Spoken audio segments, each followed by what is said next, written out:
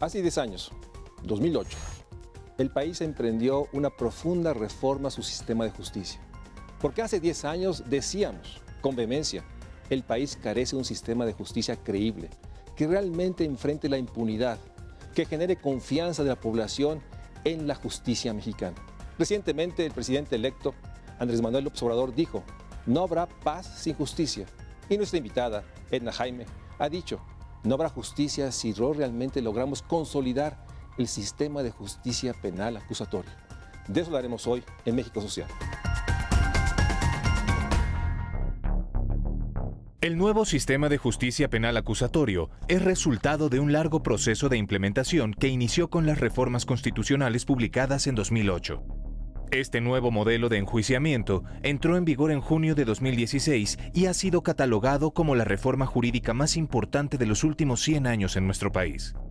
En efecto, el nuevo sistema de justicia penal acusatorio es un esfuerzo inédito de transformación institucional que busca transparentar y hacer más eficiente la producción e impartición de justicia en un marco de protección y respeto pleno a los derechos humanos.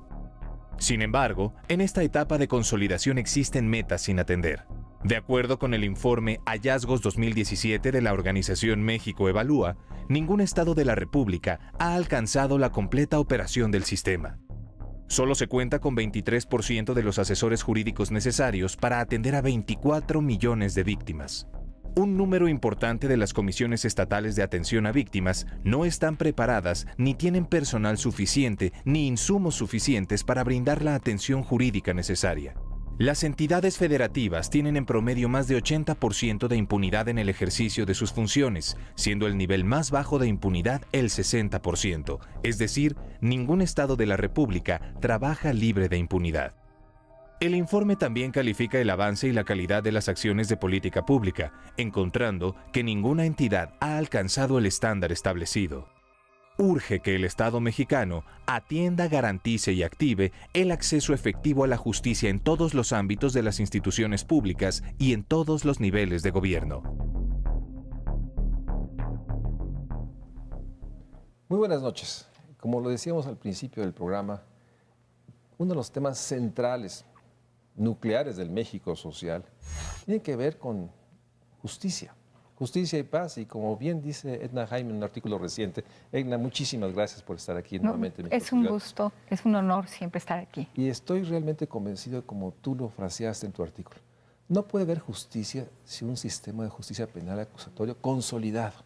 Y yo recordaba al auditorio que hace 10 años, 2008, así es. Muchos, organizaciones, legisladores, muchos actores reales del país insistían, nuestro sistema de justicia deja mucho que desear. Y hace 10 años se inició una profunda reforma y, como tú pones, hay que consolidarla. Pero para beneficio de quien nos escucha, me gustaría que nos lleves a hace 10 años, 2008. ¿Cuál era la situación y en qué consistió este gran planteamiento que, de acuerdo a la estrategia de hace 10 años, estaríamos en una fase de consolidación? Entonces, vamos primero al principio. ¿Cuál era la discusión en 2008 y cuál fue el planteamiento que finalmente ha estado en marcha? Mira, en el 2008, pues la gran pregunta era cómo fortalecíamos a nuestras instituciones de justicia, cómo las cambiábamos, pues para abatir niveles de impunidad. Ya estaban los primeros signos de una crisis de violencia importante. Cómo fortalecíamos al Estado mexicano para garantizar el acceso a la justicia. ¿Qué teníamos? Teníamos un sistema que venía con el sello del pasado, un aparato de justicia que servía al poder, que era utilizado como un instrumento de control político. Entonces, un aparato de justicia que no hacía justicia, sino todo lo contrario. Encarcelaba inocentes, fabricaba culpables y que no tenían capacidades para hacer investigación pues solvente. Y ese cúmulo de factores llevó a un grupo de actores, una coalición bastante importante, donde las organizaciones de sociedad civil jugaron un papel clave para promover una reforma, un cambio completo en el modelo.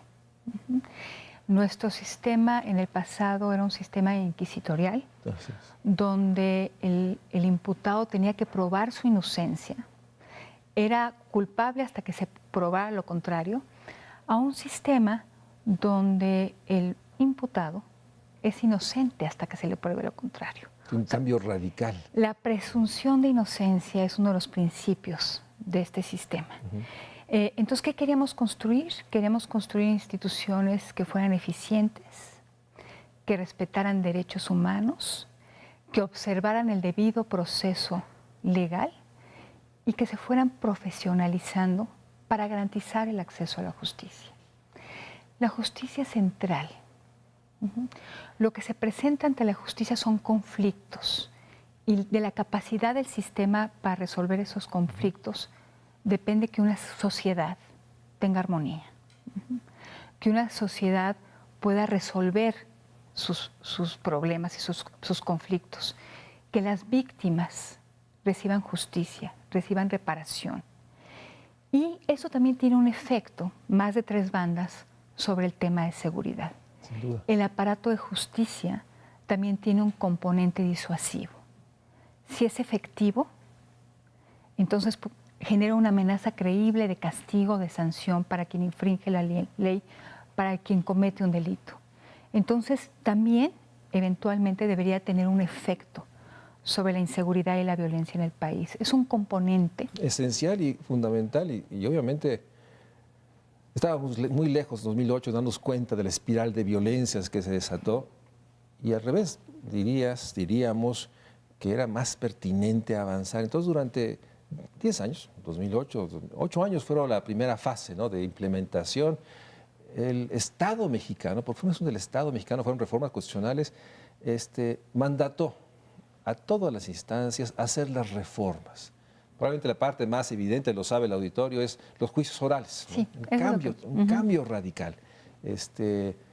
Y en ese sentido, por eso me sorprendió de una manera realmente feliz el ver el trabajo que hicieron en México Evalúa.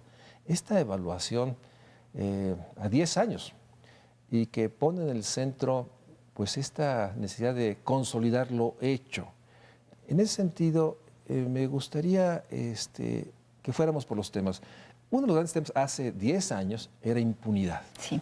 ¿no? O sea, esta cifra negra, pocos delitos son llevados a la autoridad y atrás de la impunidad está la desconfianza. Entremos por ahí. En esta evaluación que ustedes hacen, ¿se ha reducido la impunidad? ¿Ha crecido la confianza? ¿Qué es lo que nos dice el estudio? ¿Qué es lo que tú podrías subrayar de este punto neurálgico de qué expresa si realmente vamos avanzando? Sobre estos temas, decirte que seguimos teniendo niveles de impunidad altísimos. El rango va de 60 al 99%. Hay estados que tienen 99% de impunidad, hablando de todos los delitos. Sí.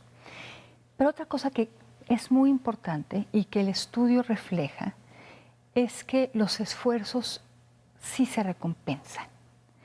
Aquellos estados, aquellos gobiernos estatales que ponen como prioritario el tema del fortalecimiento del aparato de justicia, sí reciben resultados en términos de confianza de los ciudadanos al sistema, en términos de denuncia, la gente se acerca a denunciar más, y en términos también de impunidad. O sea, sí hay evidencia que los estados donde ha habido voluntad política, sí, sí hay una recompensa, sí. Y por otra parte, donde no ha habido, se mantiene la impunidad y la desconfianza. Y el sistema no avanza. Esta fue una reforma monumental. Para mí es difícil imaginar una reforma tan compleja como que la que arrancamos en 2008, porque implica reformar a distintas instituciones simultáneamente en todo el país. Cuando hablamos del aparato de justicia, hablamos de policías, hablamos de ministerios públicos, de la Procuración de Justicia, hablamos de jueces, pero también hablamos de defensores de oficio, de unidades de atención a víctimas, De cárceles, vi los datos. sistema penitenciario, estamos hablando de servicios forenses, o sea, una gran cantidad de actores, de instituciones, de operadores que tenían que ser capacitados para poder operar bajo las nuevas reglas del juego. Y el objetivo era que hubiera entre esas instituciones contrapesos. Y que estos contrapesos y que mayores estándares probatorios obligaran a profesionalizarlas. Entonces era un reto mayúsculo. Hay quien piensa ahora, mirando retrospectivamente, que debimos de haber fragmentado el esfuerzo, empezar por policías o por ministerios públicos, pero decidimos iniciar todo a la vez. Y es una decisión que tomamos en el 2008 y que la veo fuera, en estos momentos la veo fuera de las agendas, o por lo menos la agenda del próximo gobierno. Sí, no se ha mencionado, se habla de una manera muy fragmentada, muy particular de ciertos casos. De ahí creo que la pertinencia del estudio y la enorme Comisión de México Social de hacerlo visible, porque hay muchos temas. Y déjame, sin tiempo nos da en este segmento, el tema de los recursos. Dijiste que necesitaba recursos. Cuando dices recursos, existe esta percepción de que hemos dedicado muchos recursos a la seguridad, a las violencias. Y me gustaría que hicieras el subrayado que ustedes hacen en el estudio de que eso no fue compatible con apoyo al sistema de justicia, que lo cual es una paradoja, ¿no? Es una reforma legal y eso implicaba recursos. ¿Cuál es el balance a 10 años de esto? Mira, durante el periodo de implementación, que fueron 8 años, sí hubieron recursos para la capacitación, para la inversión en infraestructura. Necesitamos salas de juicios orales, necesitamos que los operadores estuvieran capacitados. Te voy a decir, en el periodo de Felipe Calderón, creo que el presidente Calderón no estaba convencido de la reforma. Creo que fue una reforma impuesta por distintos actores, pero no tuvo una buena acogida. Entonces el presidente Calderón estaba muy ocupado en los temas de seguridad, sus prioridades estaban en el tema de seguridad y la reforma los primeros años recibió poco apoyo. En esta administración se constituyó un órgano implementador a nivel nacional, estaba dentro de la estructura de la Secretaría de Gobernación, era el CETEC, se conoció como la CETEC. Y la CETEC se encargó en esta administración pues, de distribuir recursos para la capacitación, para tratar de empujar el sistema. La CETEC desapareció en el 2008, era un órgano implementador. Cuando acabó el periodo de implementación, se consideraron 8 años, del 2008 al 16, este órgano implementador desapareció. Lo cual subrayan que no fue realmente muy afortunado esta desaparición. Pues se dejó esta reforma a la deriva. Ese es, digamos, el resultado de que se perdió este organismo articulador. Algunas funciones de la CETEC se fueron al Secretariado Ejecutivo del Sistema Nacional de Seguridad Pública y a partir del 2016, alrededor de 10,000 millones de pesos se invirtieron, más cooperación internacional, se invirtieron en el periodo de la implementación de la reforma. No son pocos recursos. Pero no fueron suficientes. No, yo creo que habría que preguntarnos si se destinaron a los usos correctos, si hubo un buen seguimiento de los proyectos que se financiaron, si las capacitaciones cumplieron con el objetivo previsto. Sabemos que hay mucha rotación en los operadores dentro de las instituciones. Entonces yo creo que necesitamos hacer un buen balance de qué pasó con esos recursos. Ciertamente no tenemos lo que necesitamos. A la fecha. Deja ir un corte y regresemos a esta parte. El primer balance sería que pese a la reforma, a los recursos, esta realidad de la impunidad, la desconfianza a las instituciones sigue siendo, digamos, el adjetivo del sistema de justicia, pese que hay entidades que mostraron avances. Yo sostengo muchas veces en los temas sociales que son lentos, muy graduales y muy desiguales. Pero por otra parte, me sorprende que entidades como Aguascalientes, creo, en algunos temas, o Zacatecas, avanzan, y otras como Tlaxcala, el nivel de impunidad es realmente pues no de azoro, pero sí de una indignación, porque después uno ve los delitos y el tipo de delitos y no puede uno más que sentir una enorme rabia de que no hay manera de enfrentar, como bien dice el estudio, las violencias si no hay un sistema de justicia o construir una paz, como dice y sostiene el nuevo presidente. Vamos a un corte y regresamos para seguir hablando con Edna Jaime. La enorme importancia de no perder el centro. No habrá paz sin un sistema de justicia y no habrá sistema de justicia si no consolidamos lo que tenemos. Urge, por lo menos desde México Social, desde lo que hace México Evalúa, es enfrentar la realidad de que hay que poner en el centro esta discusión y sin duda es un gran documento de lo que ustedes produjeron. Vamos a un corte.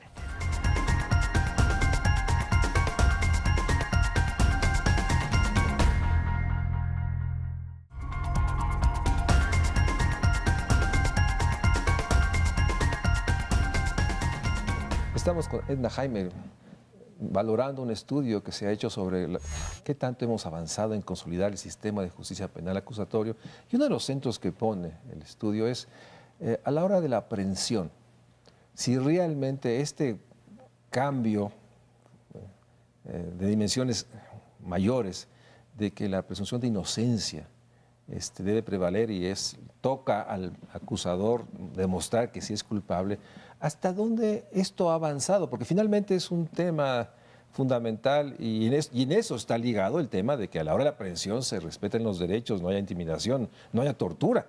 Yo no sé si 10 años después, esta parte tan mínima, en términos de que una persona que alguien dice me agredió, es responsable, se ha logrado cierto, digamos, respeto a la presunción de inocencia. ¿Cuál sería el balance que podrías hacer? Mira, yo creo que en este tema sí hemos avanzado, porque veníamos de una situación atroz, donde la violación de derechos era sistemática, donde la fabricación de culpables y la no observancia del debido proceso eran la norma. Entonces, yo creo que ahora los operadores tienen distintos estándares.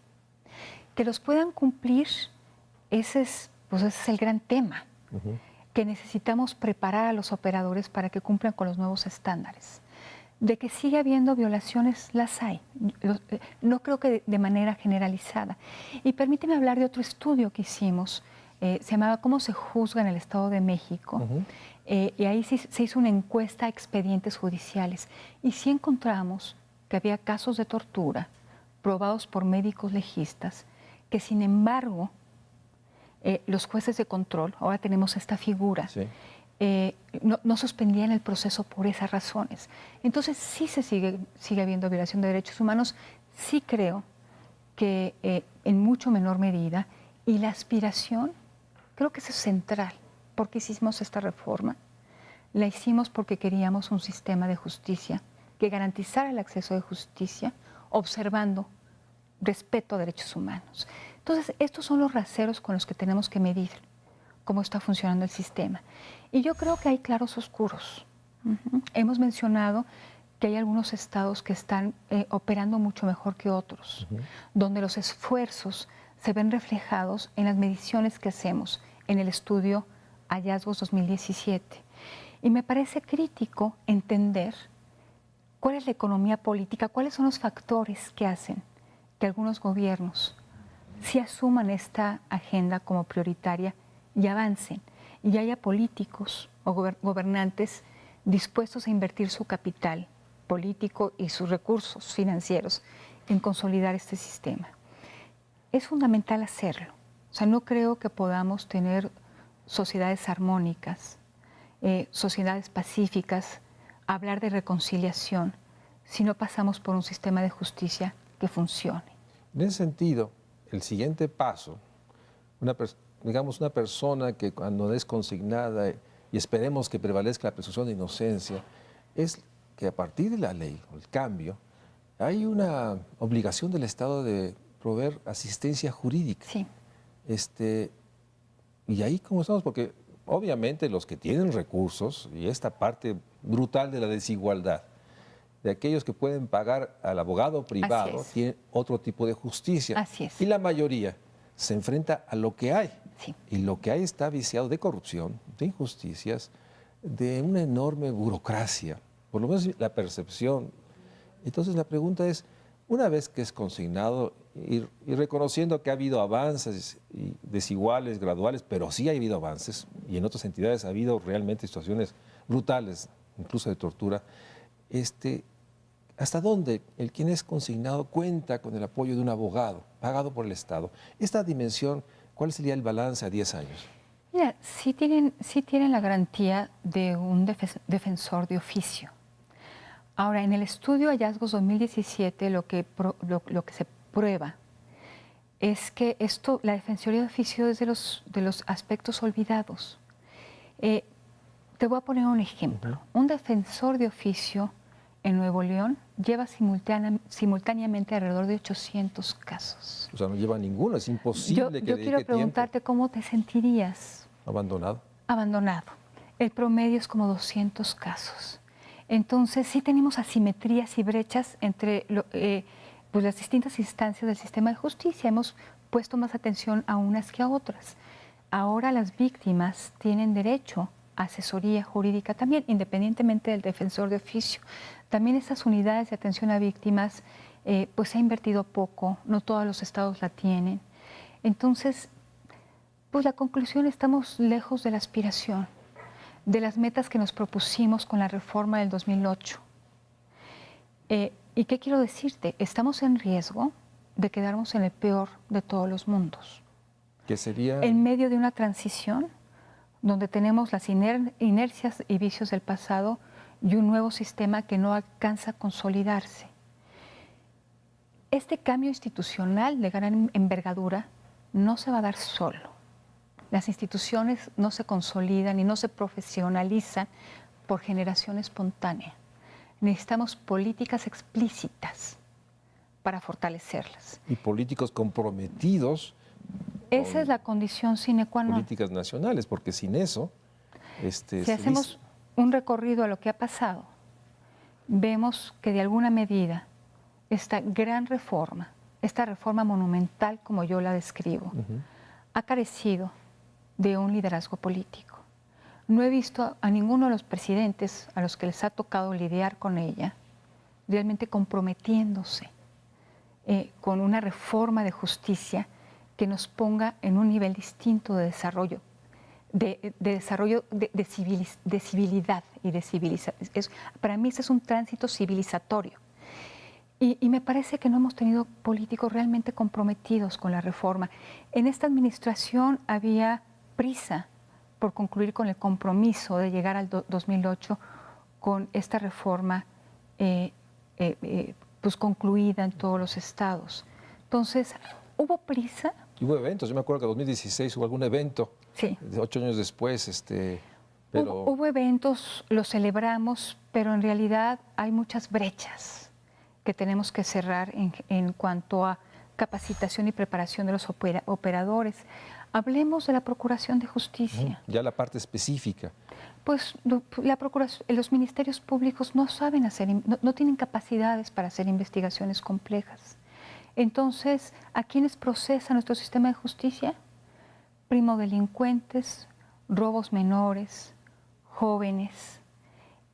A esos llevamos sí, la enorme injusticia social. Pobres. Pobres indígenas, pobres jóvenes, pobres que son... Casos complejos, grandes casos de corrupción. Mayúscula. Que implica sofisticación en investigación, que implican intervención de distintas instancias, la Secretaría de Hacienda, el SAT. Ahí nos atoramos, no tenemos las capacidades. Entonces, sin capacidades en estas instancias, la Procuración de Justicia, las policías son el primer respondiente, los que llegan a la escena del crimen, los que tienen que resguardar la evidencia. Entonces, casos complejos no se resuelven. No se resuelven pues una gran cantidad de casos. Por falta de capacidad de investigación. Sí. Cuando dice esto es recursos humanos. Sí. Y también pues esta enorme tentación ante la presión día a día de los delitos uno tras otro, de los pocos que se denuncian, pero aún sigue siendo cifras de miles, pues me imagino que solventar lo más rápido viciado por corrupción, obviamente, pero esta parte central de la capacidad de investigar. Y déjame pasar una parte que me interesa. Se dice, y se ha dicho mucho, que pasamos de esta dimensión de las grandes cantidades de hojas, de expedientes que el secretario de un juez revisaba para hacer un dictamen, a una expresión de modernidad que fuese en un salón abierto donde hubiese el acusador, el defensor, y ahí públicamente. Y eso iba a agilizar esta pues, toma de decisión de si hay delito o no delito, si hay culpabilidad. Y hemos visto, incluso lo hemos pasado ahorita en este programa, estas imágenes de los nuevos salones, incluso la Facultad de Derecho en la UNAM y muchas facultades tienen estos salones para capacitar a los jóvenes, pero me quedo con la sensación, sobre todo del estudio, lo que tú me dices es de que eso no ha sido suficiente, o sea, no es el tema de la oralidad, como le dicen, ¿no? Entonces, ¿sigue habiendo esta lentitud? Muy pocos casos llegan a un juicio oral. De los delitos que conoce la autoridad, sí, que son 10 de cada 100, 9 de cada 100, alrededor de 2 o 3 llegan a juicio oral. Esto no está mal, porque están previstas salidas alternativas. Están previstos juicios abreviados. Déjame ir un corte y regresamos, porque esto de salidas alternativas, que está bien enfatizado en el estudio, también dice el estudio que se usan poco. Se usa poco. Sí. Vamos a un corte y regresamos, porque en el fondo la sensación es que habiendo una ruta, habiendo evidencias que la ruta puede ser efectiva, hay una mayor evidencia de que ha habido, pues no lo ha habido el compromiso político. Me quedo con la pregunta que abordaremos regresando, ¿por qué los presidentes, por qué el presidente, que será en pocos meses, no hemos escuchado todavía, y doy el beneficio de todavía, un compromiso de consolidar el sistema de justicia penal acusatorio? O sea, esperamos ese compromiso. Probablemente está programado en algunas semanas. Pero el hecho es de que pasan los días y la sensación de que muchas alternativas, sobre todo porque hay gente que está siendo aprendida, está siendo violentados sus derechos y se queda con el silencio porque, ¿para qué lo digo? ¿Para qué si no va a pasar nada? ¿Para qué si voy ahí? Y capaz que yo soy también agredido por la autoridad. Y nuevamente, una de las cosas que más me gustó del estudio es la falta de confianza, más bien la poca denuncia es la falta de confianza. Así es. Es un espejo directo. Y el balance 2018 es que la población no le tiene confianza al sistema de justicia. Y decirlo es un asunto mayor, porque no habrá ni paz ni reconciliación si no tenemos sistema de justicia. Vamos a un corte y regresamos aquí a México Social.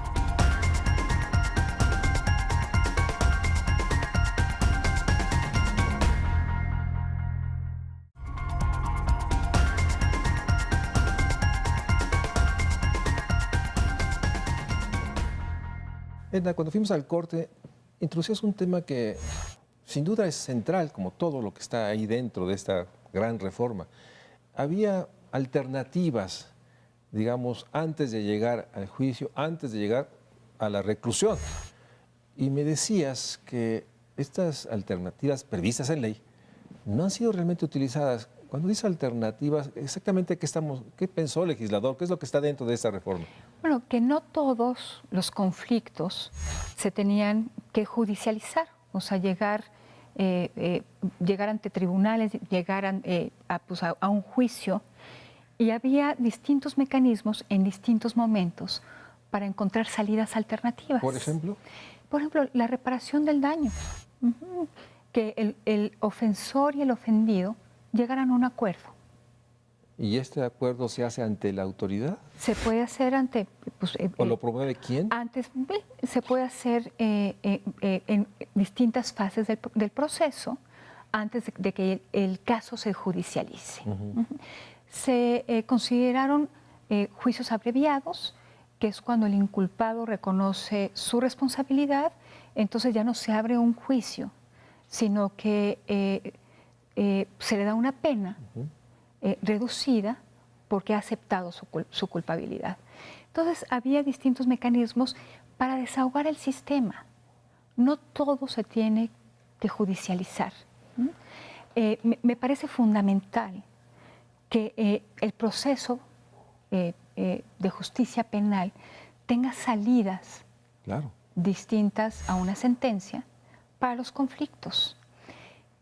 Estas medidas están ahí, están en ley, se usan poco, pero pues sería idóneo que estas fueran instrumentos La pregunta es, para resolver conflictos sin necesariamente llevarlo. ¿por qué se usan pocos? ¿Cuáles son los incentivos perversos que hace que sea más rentable para algunos llevar un proceso judicial? Pues la realidad es que muchos de los casos que conoce la autoridad pues nunca encuentran una salida. 50% simplemente se rezaga. A ver, esto de rezago, me lo comentabas en el corte, exactamente qué quiere decir eso de rezago, porque... Una denuncia Ujú. que se convierte en una carpeta de investigación, se abre, pero se queda sin ningún tipo de determinación, o sea, sin ningún tipo de salida, simplemente se convierte en una estadística de rezago de un ministerio público. O sea, no se atiende. Debe haber miles de casos, o sea, los Muchísimos pocos que casos. llegan a ser denunciados, El 50% se no va a encuentran- un no baúl encuent- del olvido, como me decías. no encuentran ninguna respuesta. y- De los que sí tienen algún tipo de salida o determinación, el 30% se va a un archivo temporal. El archivo temporal es algo diferente al rezago. ¿Mm? El archivo temporal es una salida. ¿Y por temporal qué queremos decir? El Ministerio Público decide que pues, esta carpeta de investigación no tiene elementos suficientes todavía para pues, iniciar un proceso de investigación formal. Entonces se pone en esta carpeta, en este archivo temporal, en espera de que llegue nueva evidencia para reabrir el caso. Este archivo temporal se convierte también en un baúl del olvido. Entonces llevamos ahí 80% de casos, unos que quedan en el rezago, en la estadística de rezago, otros que están en este archivo temporal que puede quedar el caso tanto tiempo que prescriba el delito. Entonces, muy pocos casos realmente tienen una salida que dé respuesta al agraviado. Ahorita que lo decías, recordaba lo que todos los días nos pasa a todos, ¿no? Ves la cantidad en los periódicos, solo en los periódicos, y son los casos que llegan a los periódicos. Hay muchísimos más que nunca llegan a una pequeña mención, pero son decenas, cientos de asesinatos, de robos, de consignaciones, etcétera. Y eso va pues, a una especie de hoyo negro, se pierde, y pues cada día se incrementa esta ola de rezagos, pues, que son situaciones de vida. Hay muchos agraviados por algún delito que ni siquiera se acercan a un ministerio público, a la autoridad, porque saben que es inútil. Y eso está medido. El INEGI tiene una encuesta de victimización que mide pues el grado de confianza de los ciudadanos a las instituciones de justicia. Por eso tenemos una cifra negra mayor al 90%. Que eso lleva a la otra dimensión del horror. Sí. Perdón, déjame decirte, cuando vemos los linchamientos, una población que harta de la impunidad o harta de eso, persigue al ladrón, lo golpea hasta el límite, lo exhibe, es realmente la barbarie, la ruptura completa. Yo creo que esta debilidad del Estado mexicano tiene repercusiones enormes. En principio, porque no da respuesta a víctimas de delitos menores y de agravios mayúsculos. Y me viene a la imagen las mujeres que buscan a sus hijos. Sí. La autoridad no tiene una respuesta. Así como no tiene una respuesta para quien es asaltado múltiples veces en el transporte público, como a la persona que ha sufrido una pérdida mayor. Entonces, esto va dejando huella en la sociedad. Esto va generando agravios, una gran desconfianza en la autoridad, un problema de legitimidad del Estado mexicano. Todo esto combinado creo que nos lleva a un escenario en el que estamos. Sí, sí, de ruptura completa. De ruptura y donde violar la ley tiene permiso, matar tiene permiso. ofender a una mujer tiene permiso. Y la justicia tiene precio. O sea, el que tiene más recursos llega a eso. Eso es muy grave. Eso es muy grave. Y es parte de la desigualdad brutal de nuestro país. Yo creo que es un componente, o sea, con una manifestación brutal. Se corroe todo porque la desigualdad en el acceso a justicia es una de las dimensiones de desigualdades más brutales, por lo que implica. Y déjame ir a una dimensión que muchas veces no tocamos, ¿no?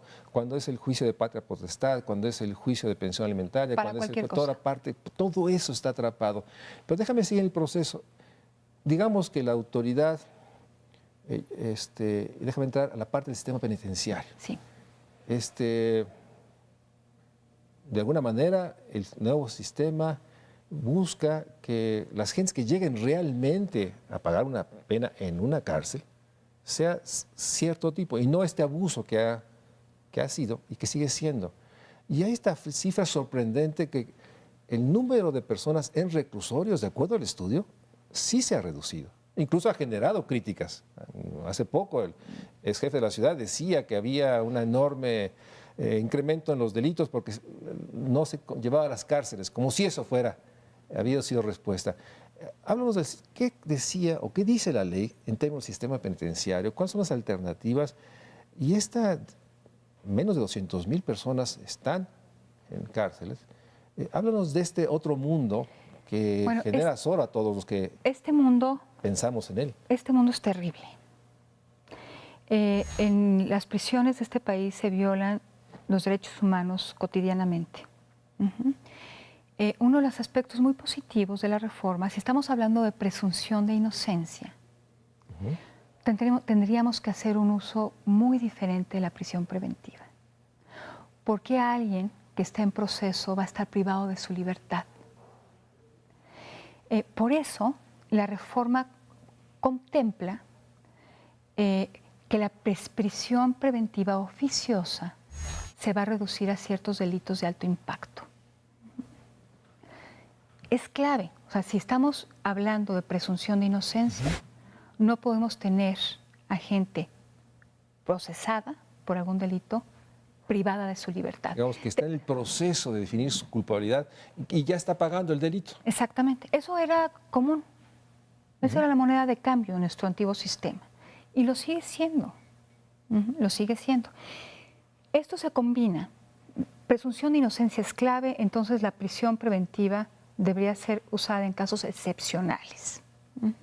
No está siendo usada así. Pero por otro lado, hemos ido generando una cultura de populismo penal. ¿A qué me refiero? Estamos tan agraviados por el crimen, por la impunidad, que queremos castigos ejemplares. Y hay muchos políticos que enarbolan esta bandera, me parece de manera muy irresponsable, ¿no?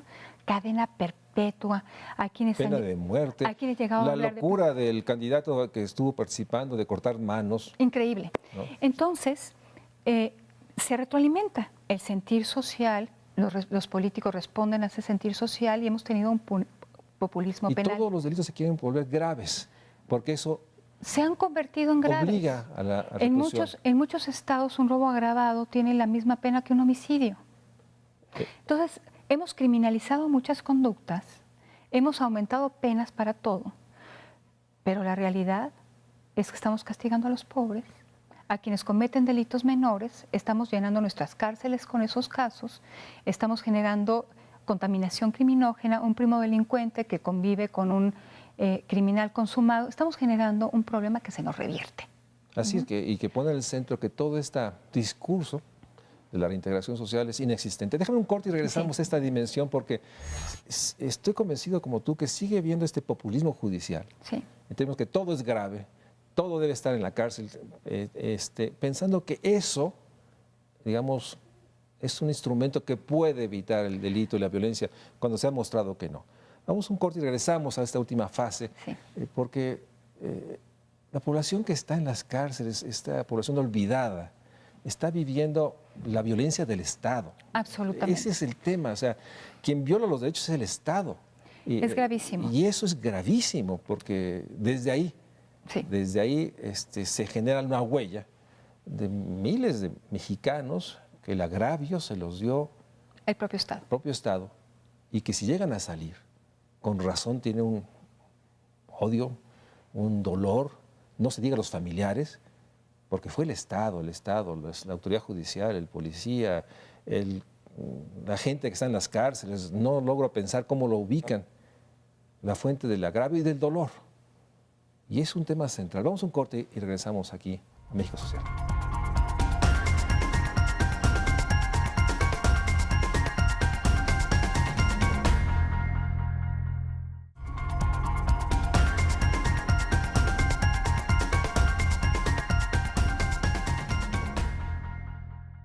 Quería, en un tema como estos, obviamente, requiere muchos programas. Nos quedan 10, 11 minutos. Déjame terminar esta parte porque es muy central esta noción del sistema penitenciario. Y me decías que todavía llegan a las cárceles en esta idea de la venganza, de aumentar las penas y que la gente esté en la cárcel. Y con esta brutalidad que saben que ir a la cárcel es a un lugar del horror. O sea, ya esta conciencia del que quiere la venganza, allí donde va a ser vejado todos sus derechos, ahí donde no tienes posibilidades de nada, si no tienes dinero, etcétera, etcétera. Los datos que da el estudio es que sigue siendo una población importante y sigue habiendo lo que sabíamos, nos decías, esta enorme realidad de que están los más pobres, los más jóvenes, situaciones de mujeres con hijos realmente. Es gravísimo. Elena Saola en otros estudios Sí. y muchos otros, Catalina Correa, han documentado la brutalidad del sistema penitenciario. Pero déjame abordar un tema que generó un ruido, yo digo que un ruido que habrá que atender. Algunos sostienen que esta reforma está facilitando que los delincuentes salgan rápidamente y eso es la explicación, sobre todo en la Ciudad de México, cuando el estudio demuestra que en esta ciudad, la capital del país, la impunidad, la falta de cumplimiento, digamos, a normas básicas, es no solo alarmante, es realmente inexplicable y debemos buscar una respuesta de la nueva autoridad, pero también qué ha pasado. Pero bueno, háblame de esta parte. ¿Por qué algunos sostienen que esta reforma ha generado le llaman es proceso circular de los delincuentes? Puerta giratoria. Puerta giratoria. Mira, qué bueno que traes a la conversación el tema de la Ciudad de México, porque el ex jefe de gobierno fue un promotor, junto con otros gobernadores, de algunos planteamientos que, desde mi perspectiva, implican una contrarreforma penal. Entonces, podemos estar configurando un escenario donde no consolidamos este nuevo sistema y, sin embargo, hay embates para llevarlo para atrás, para pararlo. Uno de los argumentos es que en esta reforma hay, como te lo mencionaba, se consideran solamente algunos delitos con prisión preventiva oficiosa. Entonces, decían, están dejando libres a agentes que se presentan ante el juez y que se les dicta otra medida cautelar que no es la prisión preventiva, y eso está generando más violencia. O como los estándares probatorios son mayores y no tenemos en nuestras instituciones la capacidad para poder satisfacer esos estándares, pues hay delincuentes que están saliendo libres. Y puede ser que esté sucediendo. Pero entonces, ¿cuál es la solución, Luis Mario? La solución es capacitar a nuestros operadores para que puedan cumplir con esos estándares, no irnos para atrás. Respecto a la prisión preventiva, quieren ampliar el catálogo de los delitos con prisión preventiva oficiosa, pero entonces, ¿dónde queda el principio de la presunción de inocencia? De todas maneras, es la medida cautelar que más más usual. Más usual. Entonces, yo creo que en lugar de proponernos regresar al pasado, bajar los estándares, es como en este momento planteamos los mecanismos necesarios, la política pública necesaria para hacer esta reforma exitosa. Y esa es la parte, déjeme recordar al auditorio, el documento que está en línea en la página de Evalúa, viene ahí en todas las dimensiones, una calificación por entidades, y es muy poderosa porque se da cuenta avances y entidades sorprendentes sorprendentes porque uno no las ubica en la pobreza, en la marginación, con grandes rezagos de justicia. Pero tiene una parte final muy importante, conclusiones y recomendaciones. ¿Cuáles son las recomendaciones que estamos tratando que hacer llegar a las nuevas autoridades para que retomen lo que está, revisen por qué no se ha avanzado de una manera, digamos, nacional? ¿Cuáles son estas recomendaciones que tú pondrías en la mesa en este programa? Una muy importante es que alguien se haga cargo de esta reforma. Así como la CETEC tuvo, el órgano implementador tuvo responsabilidades en el proceso de implementación, pues necesitamos a alguien que se encargue de la consolidación. O sea, no podemos dejarla a la deriva. ¿Qué implica?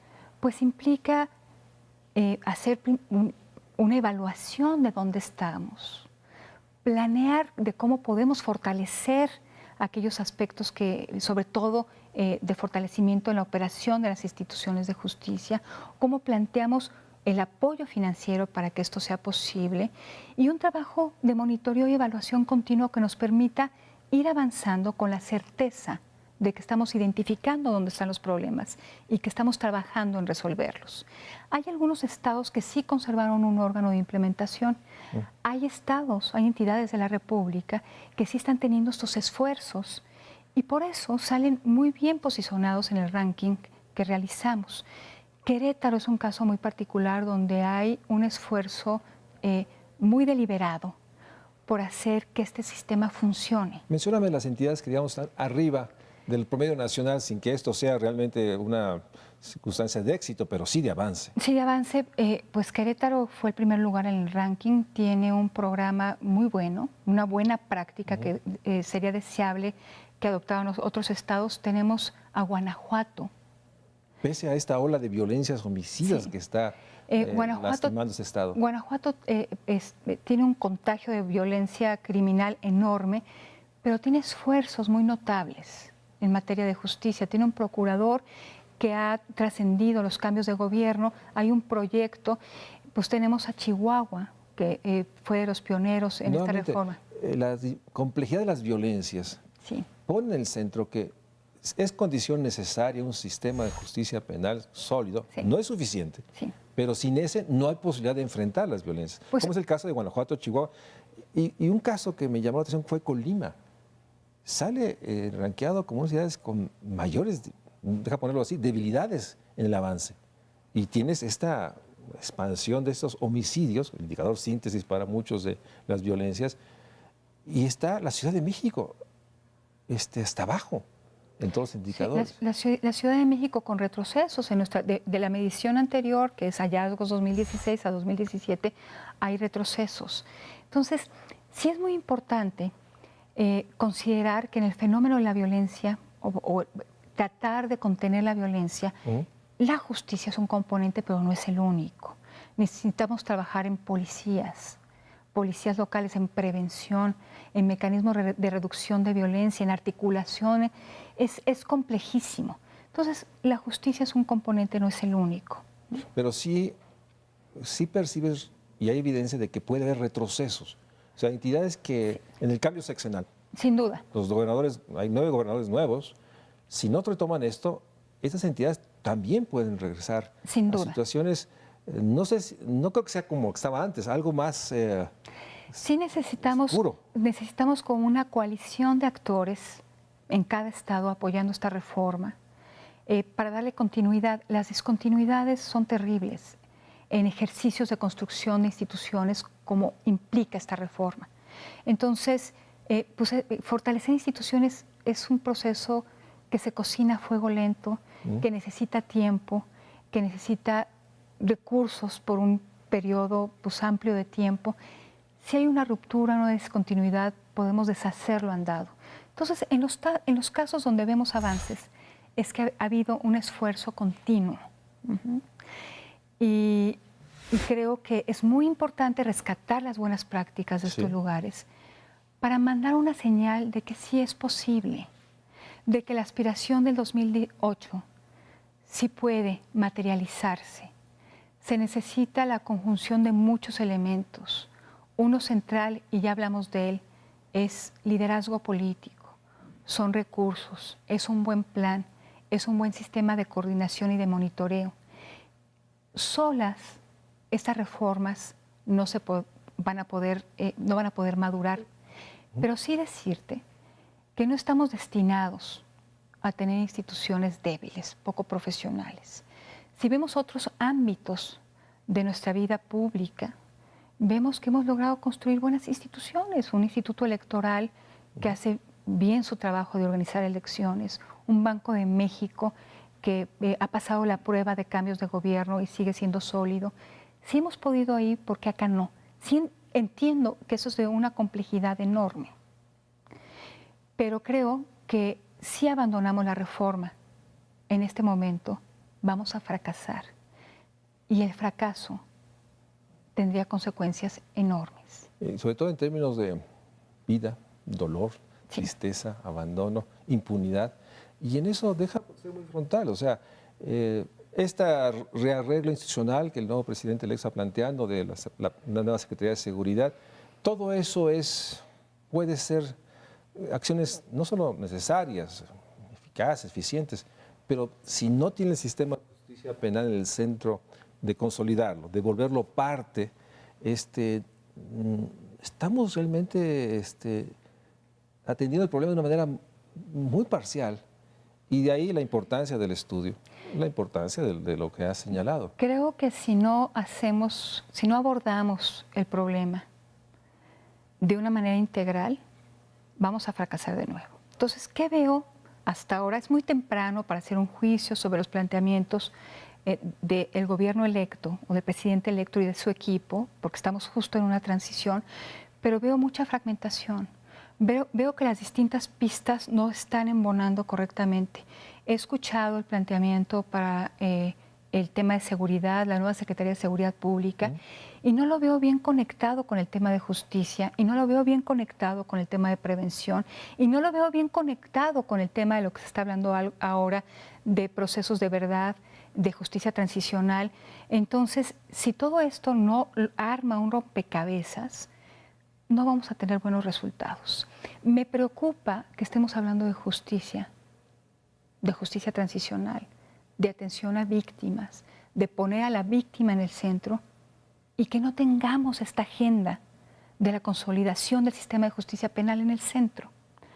Nosotros vamos a seguir insistiendo de que sin este componente, ni la pacificación, ni el control de la corrupción, ni la reconciliación van a ser posibles. Entonces, hay muchas agendas que llegan a un mismo punto, la justicia penal. Y el gran tema es cómo la hacemos efectiva. Hicimos una enorme apuesta en el 2008. Estamos esperando recoger frutos de esa gran apuesta. Estamos a la mitad del camino. Quedarnos a la mitad del río, habiendo abandonado una ribera, pero sin la posibilidad de llegar a otra, nos puede dejar con expectativas frustradas y con un proyecto de gobierno que no pueda materializarse porque no tiene con qué responder. O sea, al Estado mexicano le faltan capacidades para poder ofrecer a las víctimas acceso a la justicia, para poder ofrecer a los mexicanos paz, reconciliación. Cerramos el programa con esta síntesis. No habrá paz sin justicia. Tiene razón el presidente electo, pero la justicia implica consolidar el sistema de justicia penal y no abandonarlo. En estas semanas, en estos días, esperamos que en los primeros días del nuevo gobierno, el 1 de diciembre, haya un mensaje claro del presidente electo Andrés Manuel López Obrador de retomar, poner en el centro y consolidar y corregir lo que se tenga que hacer, pero no omitir, no silenciar, no caer en este silencio que a muchos de nosotros nos genera mucha preocupación. De ahí la importancia de lo que Edna Jaime ha dicho y de la convicción de que no habrá un México social si no hay un sistema de justicia penal consolidado. Está en el centro de lo social. Buenas noches, Edna Jaime, es un gusto. Gracias. Muchísimas gracias por estar nuevamente aquí en México Social. Muchas gracias. Como siempre, gracias.